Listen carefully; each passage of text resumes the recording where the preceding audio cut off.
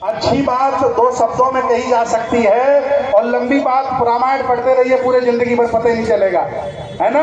तो इसलिए बहुत सेलेक्टेड, क्योंकि आपका वीडियो बन रहा है, यूट्यूब में जाएगा, लाखों लोग सुनेंगे, लाइव होगा, इसलिए कम शब्दों में बेहतरीन बात कहिए जो बहुजन समाज को शासक बना सके और बुद्ध की विचारधारा को फैला सके। आदरणीय बैरवा साहब, एक दिन की बात करें।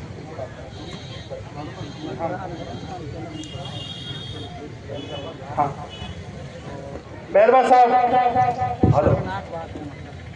हमारे सभी समतावादी, ममतावादी और मानवतावादी महापुरुषों को नमन करते हुए सम्मानित मंच पर आसीन श्रद्धेय भंतेगण और समाज का नेतृत्व करने वाले सभी सम्मानित साथीगण और इस मौके पर उपस्थित सभी उपासक उपासिकाएं, बच्चे, साथियों, सबसे पहले मैं दो लाइनें समर्पण भाव से कहना चाहूँगा कि हम जमाने से नहीं, जमाना हमसे बनता है, जमाना बदलता नहीं, बदला जाता है। कि हम जमाने से नहीं, जमाना हमसे बनता है, जमाना बदलता नहीं, बदला जाता है। सदियों पुराने जमाने की विषमता को मिटा गया, समता का प्रतीक भीम खुद जमाना बन गया, समता का प्रतीक भीम खुद जमाना बन गया। बाबा साहब अम्बेडकर तो जमाना बन गए, लेकिन जिन लोगों को वो बनाना चाहते थे वो इस दौर में कहाँ खड़े हुए हैं।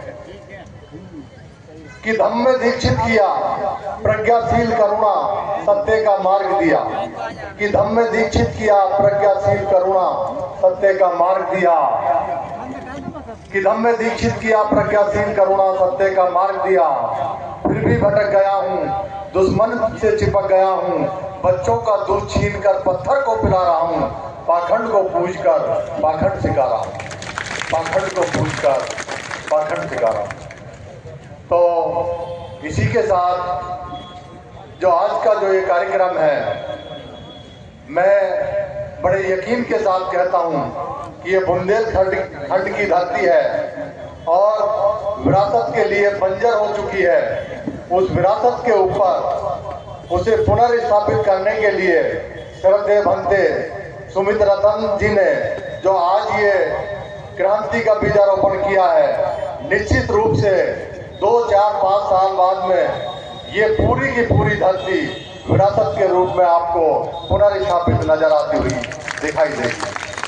तो साथियों, इस देश के अंदर एक युद्ध छिड़ा हुआ है और वो युद्ध हिंदू और मुस्लिम का नहीं है, वो युद्ध दो विरासतों का युद्ध है। ये विरासतें इतिहास में भी लड़ती रही हैं, मध्ययुगीन भारत में भी लड़ती रही हैं, आज आधुनिक भारत में भी वही युद्ध छिड़ा हुआ है। कौन सा युद्ध छिड़ा हुआ है? बाबा साहब अम्बेडकर ने कहा है कि देश का इतिहास क्रांति और प्रतिक्रांति का इतिहास रहा है। तो किस चीज के बीच में क्रांति और प्रतिक्रांति रही है, उसकी मैं हल्की सी पृष्ठभूमि इस मंच के माध्यम से कहना चाहूंगा। दो विचारों की इस देश के अंदर लड़ाई है, एक सत्य का विचार है और दूसरा असत्य का विचार है। तो असत्य का जो विचार है इस देश के अंदर स्थापित होता आया है, कभी वो खत्म भी हुआ है तो कभी स्थापित हुआ है, फिर आज उसको पुनर्स्थापित करने का प्रयास किया जा रहा है। तो असत्य का विचार की अपनी एक क्रोनोलॉजी होती है, असत्य से हिंसा पैदा होती है, असत्य, हिंसा, नफरत, विषमता, परतंत्रता, शत्रुता और अन्याय से विनाश। जो असत्य की जो विरासत है वो इस दुनिया को विनाश की तरफ ले जाती है। उसके खिलाफ यदि कोई सत्य की विरासत पैदा की तो प्राचीन भारत के इतिहास में तथागत गौतम बुद्ध ने स्थापित की। और वो सत्य की विरासत क्या है? सत्य की भी अपनी क्रोनोलॉजी होती है। सत्य है तो अहिंसा है, अहिंसा है तो प्रेम है, प्रेम है तो समता है, समता है तो स्वतंत्रता है, स्वतंत्रता है तो बंधुता है, बंधुता है तो न्याय है, और न्याय है तो शांति है, और जहाँ शांति है वहाँ विकास की धारा बहती है। तो हमारे जो पुरखों की विरासत है वो सत्ता, अहिंसा, प्रेम, समता, स्वतंत्रता, बंधुता, न्याय, ऐसी हमारे पुरखों की विरासत है। इस विरासत को अगर प्राचीन भारत में इस विचार को स्थापित किया तो सम्राट अशोक ने स्थापित किया। इस देश के अंदर ही नहीं, पूरी दुनिया के अंदर इस विचार को स्थापित किया। आज मध्ययुगीन भारत में इस विचार धारा के पक्ष में संत कबीर, संत रविदास, संत गुरु नानक साहब, संत चोखा मेला, संत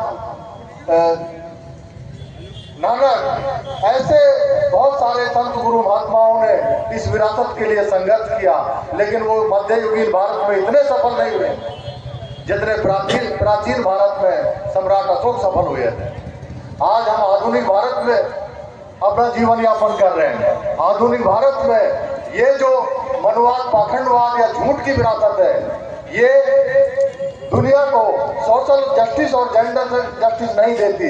इस सोशल जस्टिस और जेंडर जस्टिस की विरासत को या इस विचार को या इन बातों को अगर आधुनिक भारत में खड़ा किया गया तो महात्मा ज्योतिबा फुले ने सोशल जस्टिस और जेंडर जस्टिस की बात कही।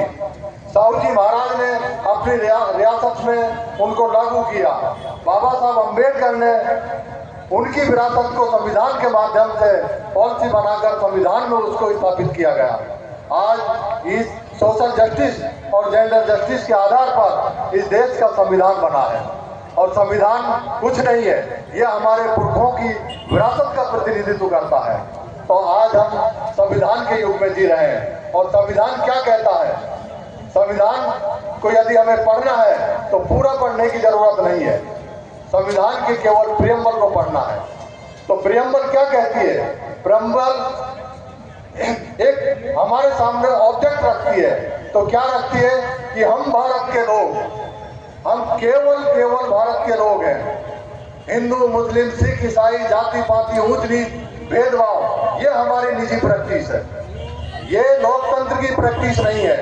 लोकतंत्र की प्रैक्टिस कहती है हम केवल भारत के लोग हैं। भारत को एक संपूर्ण प्रभुत्व संपन्न, समाजवादी, धर्मनिरपेक्ष, लोकतंत्रात्मक गणराज्य बनाने के लिए बना नहीं है।